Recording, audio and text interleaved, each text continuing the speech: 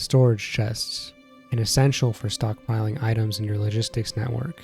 They are small, cheap, and dense. But without manually placing more, they can only ever store a finite number of items. It's possible to turn a single assembler and power pole into infinite storage. Connect a wire between the two and the checkbox Set Recipe appears. Normally when the recipe is reset, the previous ingredients are sent to the player's inventory. Set the recipe with circuits or by clicking this box, and the previous ingredients instead get sent to temporary output slots.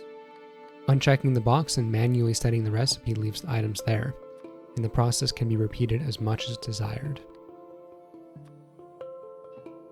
This even works in space where no chest can be placed. Unfortunately, this is a game about automation, and I don't have the patience to manually dump millions of ammo into this assembler. Perhaps you could dedicate an alt account with an auto-clicker to this job. The number of players is limited to 65,535 though, and this limits the total throughput of this strategy. We can do better. You might try resetting the recipe with circuits instead. This doesn't work since circuits won't set the recipe for an assembler until all of these extra output slots are empty. Luckily, cars in Factorio are jank enough to bail us out.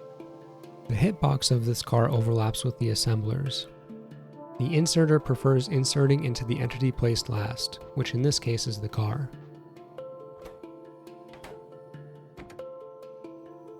If we start with this setup and use belts to move the car away from the inserter only once the inserter begins to swing, the inserter will put its items into the assembler instead.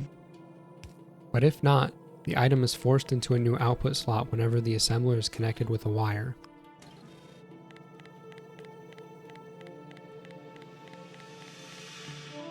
Once the inserter puts its item into the assembler, the inserter's target is updated to be the assembler, and it won't insert even if the car is returned. To do this again, we must break and replace the inserter.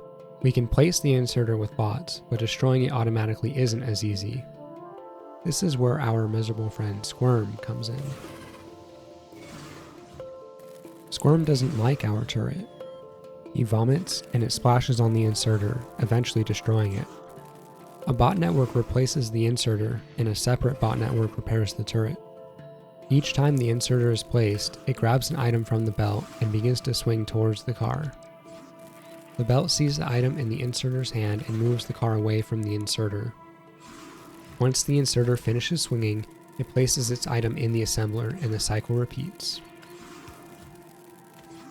With more circuitry, it's possible to read the contents of the assembler and emulate the function of a storage chest, giving us automated, infinite storage. Well, technically the storage isn't infinite without an infinite supply of inserters and repair packs. Luckily, Space Age gives us an unlimited supply of iron and copper using space platforms. By the way, this even works when no recipe is set in the assembler. This idea would be even more busted in space. While there are no worms in space, there are asteroids which can be used to destroy the inserter. However, it's unclear how to force the inserter to begin swinging in space, since cars are not placeable. Thanks for watching, and let us know in the comments if you have any ideas for how to achieve this in space.